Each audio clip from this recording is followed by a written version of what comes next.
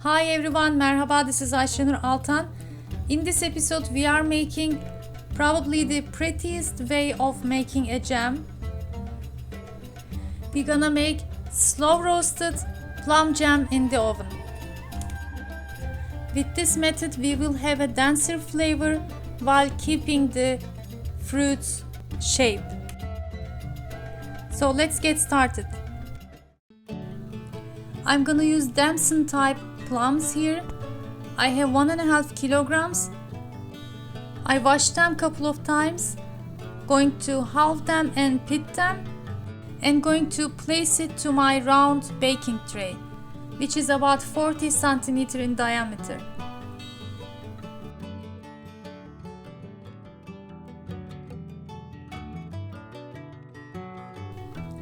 Also, I just halved the plums, but if you want the pieces to be smaller, you can cut it in half once more to have smaller pieces.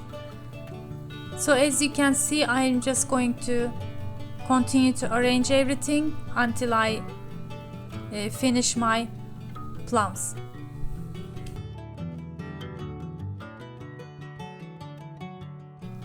And after a little bit more work, I was able to put everything to my tray, and I have 750 grams of granulated sugar. Just pour all over it. First I just drizzled half of it, and I wanted to flavor my jam with rose geranium plants. Some people like to add mastic gum or cloves, but I really like the aroma of this plant, especially with apricot, fig or plum jams. I'm also adding little more than half tablespoon apple vinegar and about a fourth of a cup water. Adding the remaining sugar, and we are ready to cook. I'm gonna cook my jam in 160 Celsius degree oven for about 1 hour. And from time to time you have to check your jam. After a time it will begin to have its juice.